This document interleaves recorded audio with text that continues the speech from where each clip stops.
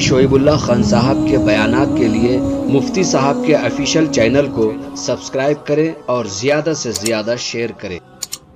باب ما جاء في الصلاة قبل المغرب وبه قال حدثنا منال قال حدثنا وكيع عن كهمس بن الحسن عن عبد الله بن بريدة عن عبد الله بن مغفل عن النبي صلى الله عليه وسلم قال بين كل أذانين صلاة لمن شاء. وفي الباب عن عبد الله بن الزبير رضي الله تعالى عنهما قال أبو عيسى حديث عبد الله بن مغفل حديث حسن صحيح.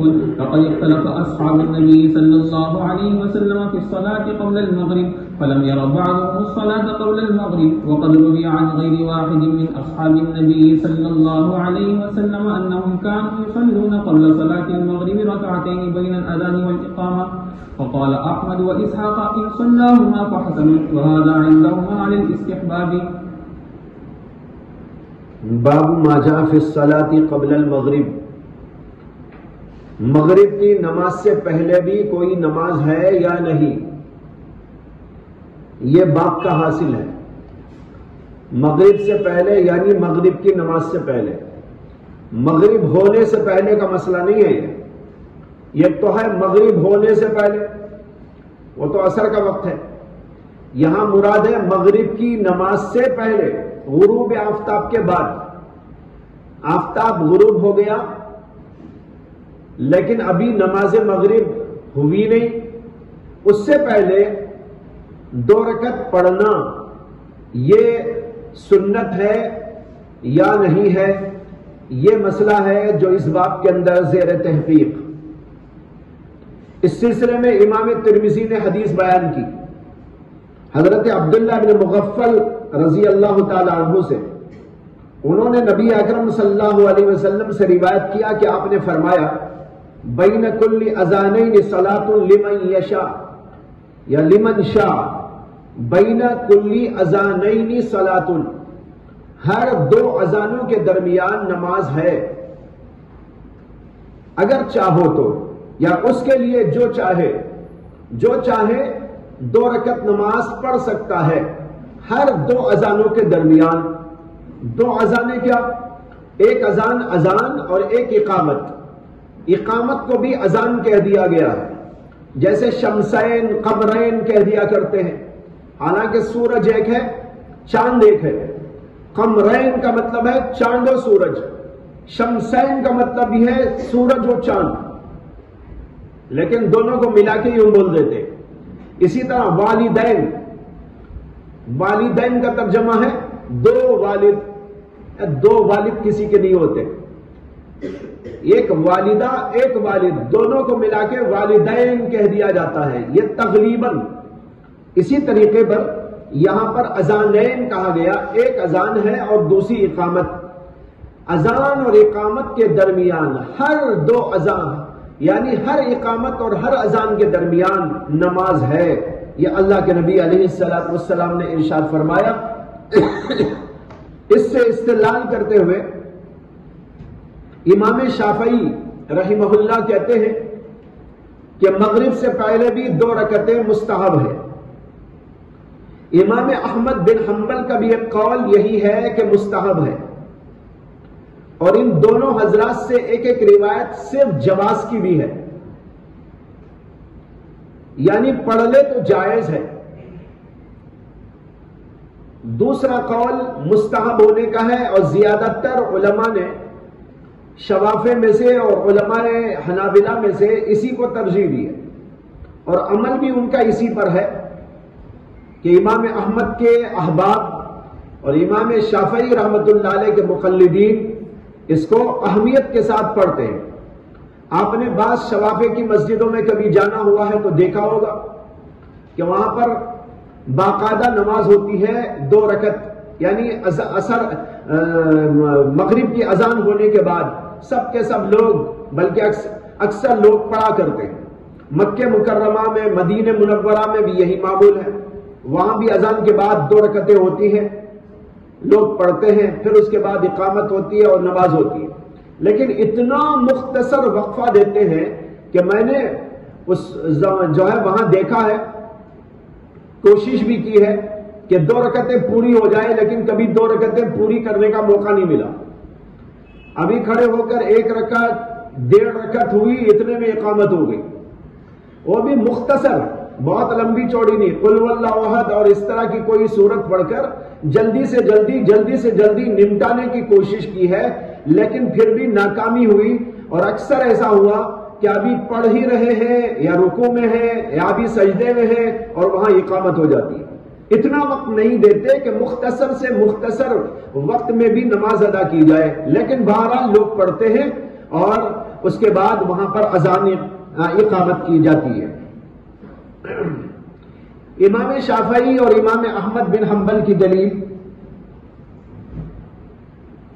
ایک تو یہ حدیث ہے جو باب میں ہے، حضرت عبداللہ بن مغفل رضی اللہ تعالیٰ عنہ، اور اس حدیث کو صرف امام ترمذی نے نہیں بلکہ امام بخاری نے، امام مسلم نے، امام ترمذی نے اور ابو داؤد نے، نسائی نے، ابن ماجہ نے، یعنی تمام کے تمام اصحاب صحاح ستہ نے اس کو ذکر کیا ہے. بین کل اذانین صلاۃ، اور پھر یہ بھی فرمایا تیسری دفعہ میں 3 دفعہ یہ فرمایا بین کل اذانین صلاۃ، بین کل اذانین صلاۃ، اور تیسری دفعہ یہ فرمایا لمن شاء، جو چاہے وہ پڑھے. اس سے معلوم ہوا کہ پابندی نہیں ہے، چاہے تو پڑھ سکتے ہیں. اور بخاری کی ایک روایت میں یہ الفاظ آئے ہیں صلو قبل المغرب، پھر آپ نے کہا صلو قبل المغرب، اور تیسری دفعہ کہا صلو قبل المغرب لمن شاء کراہیت ان یتخذها الناس سنتا، لمن شاء کراہیت ان یتخذها الناس سنتا. یعنی تیسری دفعہ میں آپ نے کہا مغرب کے پہلے نماز پڑھو، یہ اس کے لیے ہے جو چاہے. یہ آپ نے جو چاہے اس لیے کہا کہ کہیں لوگ اسے مستقل سنت نہ بنا لے. یہ ہے اس میں کراہیت ان یتخذها الناس سنتا، اس بات کی کراہیت کی وجہ سے کہ لوگ اسے مستقل سنت بنا لیں.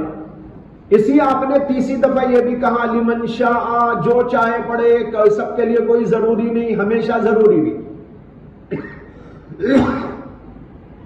دوسری حدیث اس سلسلے میں ان حضرات کی دلیل یہ ہے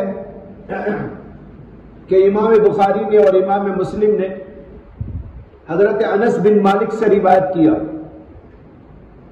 انہوں نے کہا کہ مؤذن جب اذان کہہ دیتا مغرب کی تو صحابہ میں سے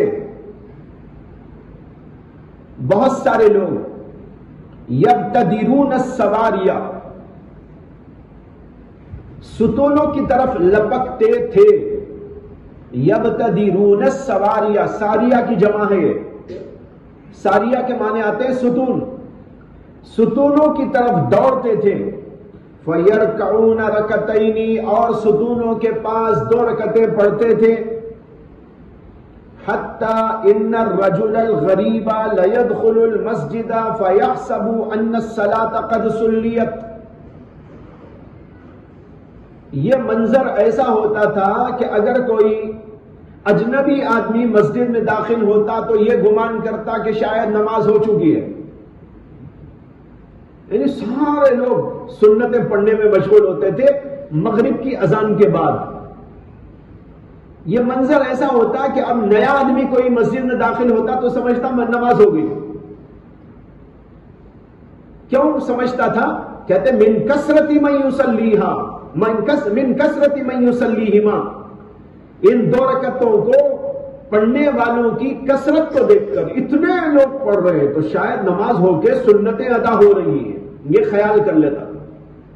یہ بخاری اور مسلم کی روایت ہے. اس سے معلوم ہوتا ہے کہ صحابہ میں اس کی بڑی پابندی تھی، اہتمام تھا، لوگ اس کو پڑھا کرتے تھے اور کثرت کے ساتھ لوگ پڑھا کرتے تھے. اسی طرح امام بخاری نے روایت کیا ہے مرثد ابن عبداللہ سے، وہ کہتے ہیں کہ میں عقبہ بن عامر کی خدمت میں آیا اور میں نے عرض کیا کہ مجھے ابو تمیم سے بڑا تعجب ہوتا ہے کہ وہ مغرب سے پہلے 2 رکعتیں پڑھتے ہیں. تو حضرت عقبہ کہنے لگے انا کنا نفعلہ علی عہد رسول اللہ صلی اللہ علیہ وسلم. ارے بھائی ابو تمیم پڑھتے ہیں تو کیا ہوا، ہم بھی پڑھا کرتے تھے حضور کے زمانے میں، یہ کون سے اشکال کی بات ہے. تو مرثد کہتے ہیں کہ میں نے کہا فما یمنعک الان، لیکن آج کل تو آپ نہیں پڑھتے، اب کیا بات ہے جو مانے بن گئی آپ کو؟ انہوں نے کہا شغل، ایک کام دھام رہتا ہے اس لیے نہیں پڑھتا. تو اس سے معلوم ہوا کہ پڑھتے تھے حضرات صحابہ. لیکن اسی سے ایک بات یہ بھی معلوم ہوتی ہے کہ حضرت عقبہ بن عامر سے جب یہ سوال و جواب ہوا تو عام طور پر پڑھنے کا معمول نہیں تھا لوگوں میں. اگر معمول ہوتا تو ابو تمیم کے پڑھنے پر ان کے دل میں تعجب کیوں پیدا ہوتا؟ سب پڑھ رہے ہیں تو انہی کے بارے میں کیا تعجب؟ تعجب تو اسی لیے ہوا نا کہ کوئی نہیں پڑھتا تھا، ایک ابو تمیم پڑھتے تھے، اس لیے اشکال ہوا ان کو. تو یہ بھی اسی سے سمجھ میں آتا ہے، اس حدیث کے بین السطور سے سمجھ میں آتا ہے. کیا سمجھ میں آتا ہے کہ بھئی معمول نہیں تھا لوگوں کے پڑھنے کا، اور عقبہ بن عامر بھی اس زمانے میں نہیں پڑھتے تھے. ہاں انہوں نے کہا ہم حضور کے زمانے میں پڑھتے تھے لیکن مشغولی کی وجہ سے آج کل ہم پڑھتے نہیں ہیں. بہرحال یہ چند روایات ہیں، ان روایات کی بنیاد پر امام شافعی رحمت اللہ علیہ کہتے ہیں اور اسی طرح امام احمد بن حنبل کہ یہ 2 رکعتیں پڑھنا مستحب ہے. لیکن حنفیہ اور مالکیہ یہ کہتے ہیں کہ یہ سنت نہیں، مستحب نہیں. اور اس کی دلیل وہ روایت ہے جو ابھی بخاری کے حوالے سے آپ کے سامنے آئی، کراہیت ان یتخذ الناس سنتا. اللہ کے نبی نے لمن یشاء لمن شاء اس لیے کہا تاکہ لوگ اسے مستقل سنت نہ بنا لے. اللہ کے نبی نے اسے مکروہ سمجھا. کراہیت لفظ دیکھو کتنا سخت ہے، کراہیت ان یتخذ الناس سنتا. لوگ کہیں اس کو مستقل سنت نہ بنا لیں، اس بات کی کراہت کی وجہ سے حضور نے لمن شاء کہا. معلوم ہوا کہ حضور کا مقصد نہیں تھا کہ لوگ اسے مستقل پڑھا کرے، مستقل طور پر اس کی پابندی کرے. اتفاق سے کوئی پڑھ لے تو پڑھ لے. احناف بھی یہی کہتے ہیں کہ پڑھ لے تو پڑھ لے، لیکن کوئی یہ مستقل سنت یا مستقل مستحب نہیں ہے.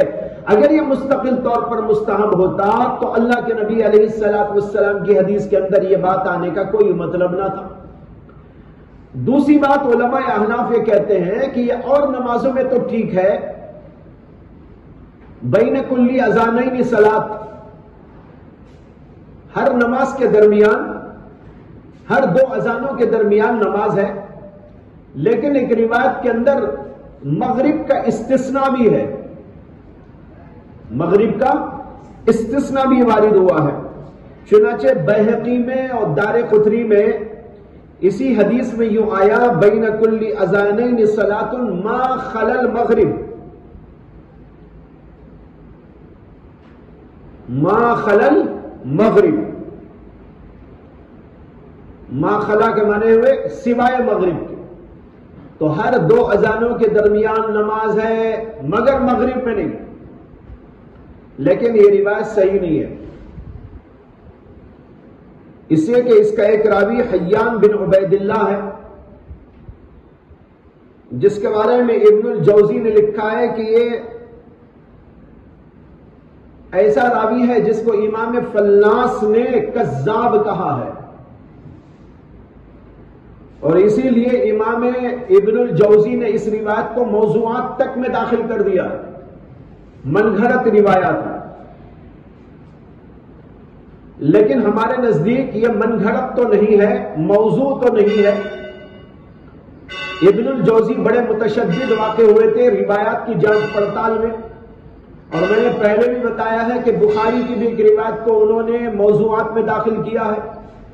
اسی طرح صحاح ستہ کی بہت ساری احادیث کو انہوں نے موضوع کے اندر داخل کر دیا ہے، یہ ان کا تشدد تھا۔ اس لیے ہمارے نزدیک یہ حیان بن عبید اللہ کے بارے میں یہ کہنا کہ یہ کذاب، یہ بات تو درست نہیں۔ ہاں بعض لوگوں نے ان کے بارے میں یہ بات کہی ہے، لیکن حقیقت یہ ہے کہ ضعیف راوی ہے، کذاب تو نہیں تھے، جھوٹے تو نہیں تھے، لیکن ان کے اندر ضعف تھا، کمزوری تھی، اس لیے اس روایت کو ضعیف کہا جا سکتا ہے، لیکن موضوع قرار دینے میں تجاوز معلوم ہوتا ہے۔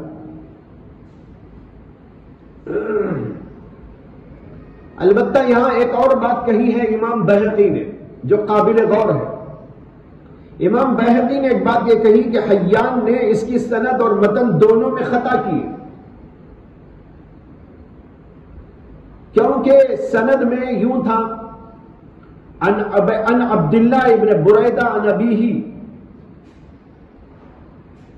سند انہوں نے یہ بیان کی ہے، یعنی حیان بن عبید اللہ نے سند یوں بیان کی ہے ان عبداللہ ابن بریدہ عن ابیہ، حالانکہ یہ ان عبداللہ ابن بریدہ ان عبید اللہ ابن مغفل عن النبی صلی اللہ علیہ وسلم ہے، یعنی یہ حضرت بریدہ سے روایت نہیں ہے کہ عبداللہ ابن بریدہ اپنے والد سے روایت کرتے ہیں، یہ ان سے غلطی ہو گئی۔ اصل روایت میں یوں ہے کہ عبداللہ ابن بریدہ روایت کرتے ہیں عبید اللہ ابن مغفل سے، تو یہ غلطی ان سے ہو گئی، اور متن میں ان سے غلطی ہو گئی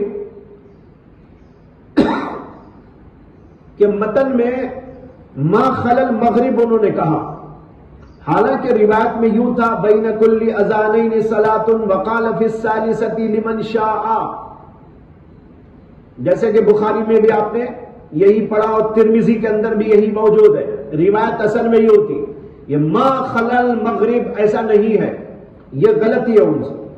اور امام بیہقی یہ بھی کہتے ہیں کہ خود ابن بریدہ بھی مغرب کے پہلے 2 رکعت پڑھا کرتے تھے، جو حدیث کے راوی ہیں۔ اگر وہی یہ حدیث روایت کر رہے ہیں تو وہ خود کیسا پڑھ سکتے ہیں؟ یہ تو تعجب کی بات ہے کہ خود وہ روایت کریں اور کہیں ما خلل مغرب، اور وہ خود پڑھا کریں۔ امام بیہقی کہتے ہیں اس سے معلوم ہوتا ہے کہ ہاں راوی سے کچھ غلطی اور چوک ہو رہی ہے، اور یہ غلطی حیان بن عبید اللہ سے ہو رہی ہے جو ضعیف راوی ہے۔ بہرحال یہ ضعیف راوی ہے اور ان کی اس روایت کو علماء نے ضعیف قرار دیا۔ اور اس کے مقابلے میں بخاری کے اندر الفاظ ہیں صلو قبل المغرب، صلو قبل المغرب، استثناء تو کیا حکم ہے وہاں،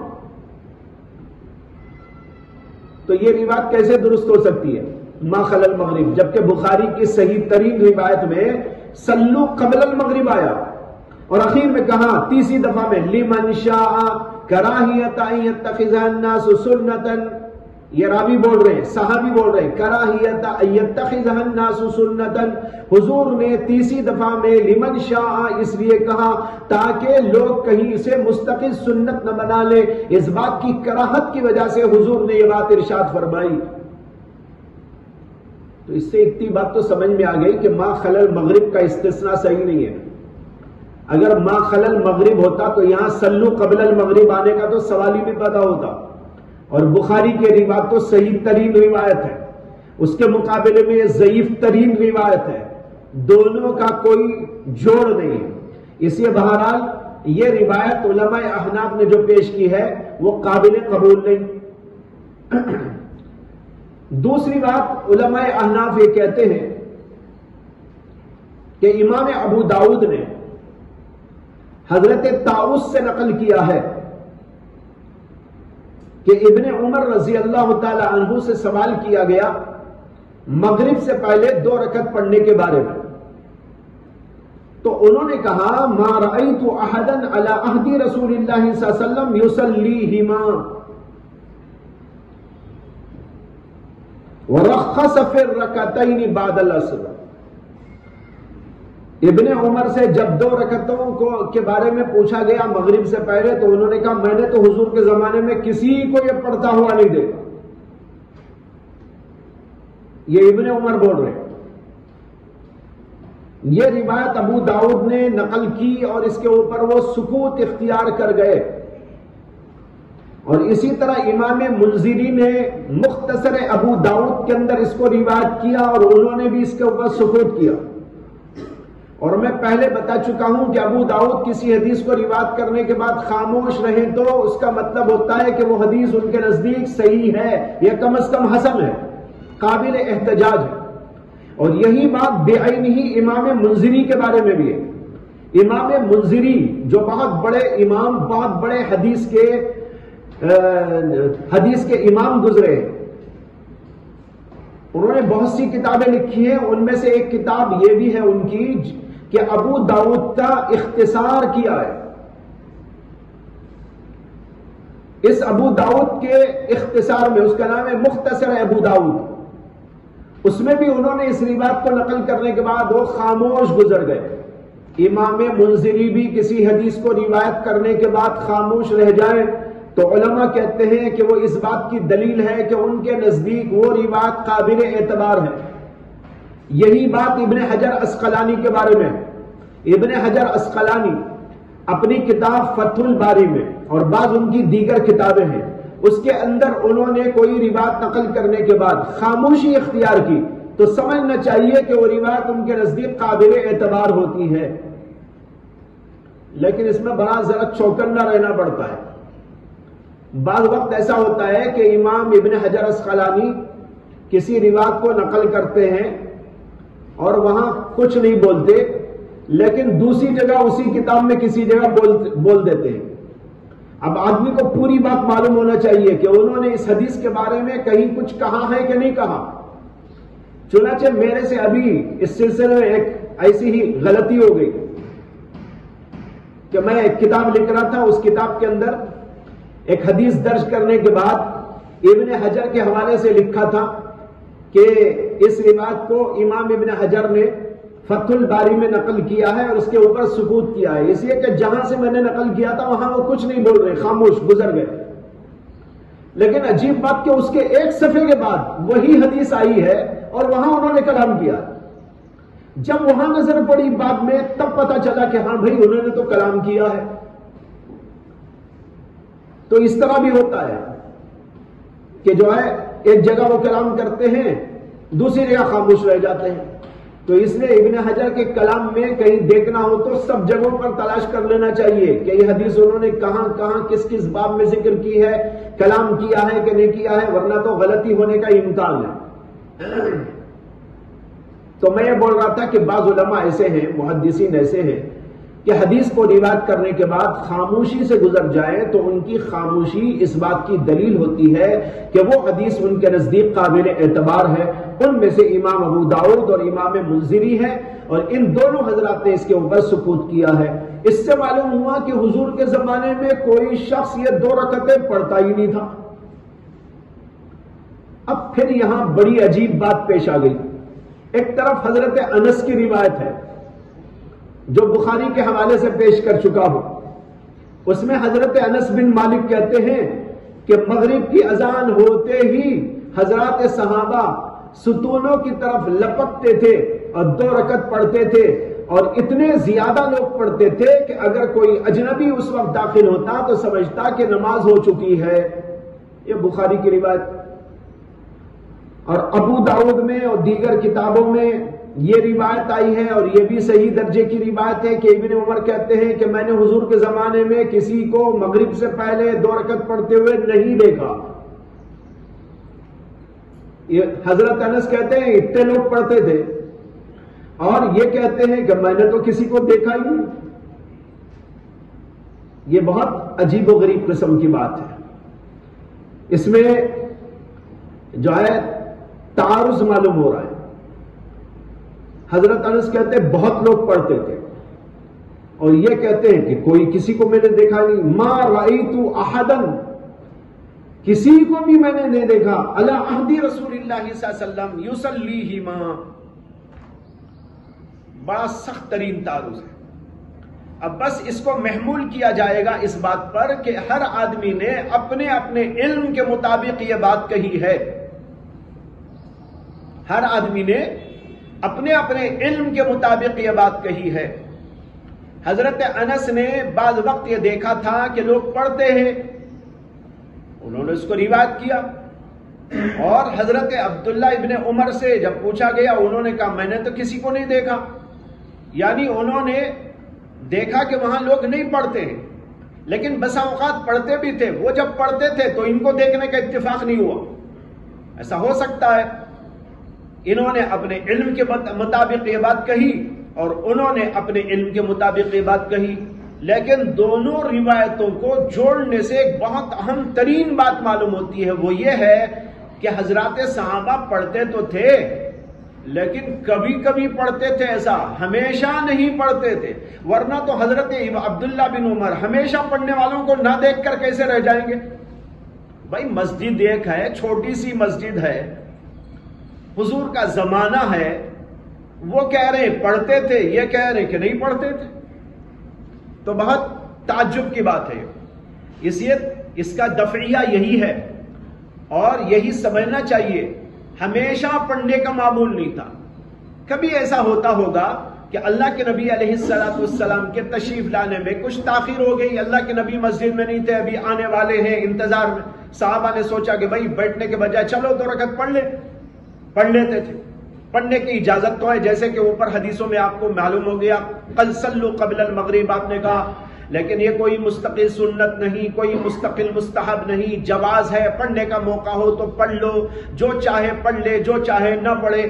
تو صحابہ کچھ لوگ پڑھ لیتے تھے جب موقع دیکھتے تھے، لیکن ہمیشہ کا معمول نہ تھا کہ سب صحابہ پڑھے، حضور ہو اور نماز کا وقت ہو گیا ہو، آپ کھڑے ہونا چاہتے ہو پھر بھی پڑھتے ہو، ایسا نہیں تھا۔ اسی لیے سیدنا عبداللہ بن عمر کہتے ہیں میں نے کسی کو نہیں دیکھا۔ کیا مطلب کسی کو نہیں دیکھا؟ حضور کے زمانے میں ایسا نہیں ہوتا تھا، پڑھے عام طور پر، لیکن کبھی کبھی ویسا بھی ہوا ہے جیسے کہ حضرت انس کہہ رہے ہیں، لیکن کب ہوا ہے؟ جب کوئی موقع آ گیا تھا، جیسے حضور کے آنے میں تاخیر تھی، انتظار تھا، لوگوں نے کہا بھائی انتظار کی وجہ چلو پڑھ لے۔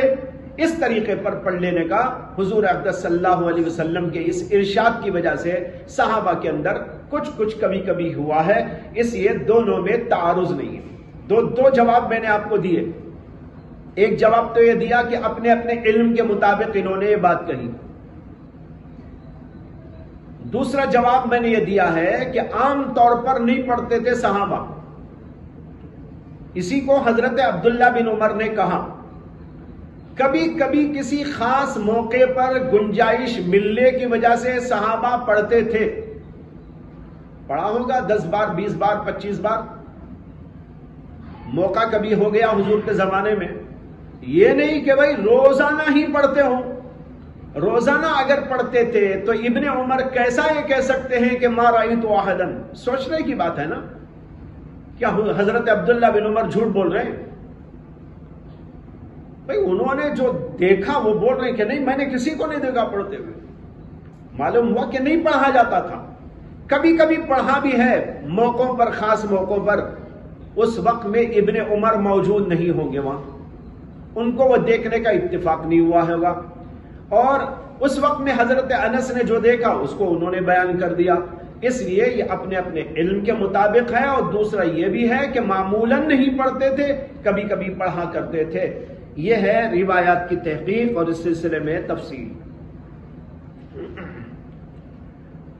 ہمارے بعض علماء نے مغرب سے پہلے 2 رکعت پڑھنے کو بدعت قرار دیا ہے، لیکن اس کو بدعت قرار دینا تجاوز ہے، زیادہ سے زیادہ یہ کہہ سکتے ہیں کہ سنت نہیں، مستحب نہیں، جواز ہے۔ کوئی اگر کبھی پڑھ لیتا ہے، جیسے کوئی موقع آ گیا پڑھ لیا، اب کوئی مکے میں چلا جائے، مدینہ چلا جائے، یا اور ایسی بستیوں میں چلا جائے جہاں پر لوگ پڑھتے ہیں، امام صاحب کچھ تاخیر سے پہنچتے ہیں، تو ایسی جگہ پڑھ لینے میں کوئی گناہ کی بات نہیں ہوگی۔ اس لیے احناف کا بھی صحیح مسلک یہی ہے کہ جواز ہے پڑھنے کا، البتہ استحباب اور سنیت کے وہ قائل نہیں ہیں.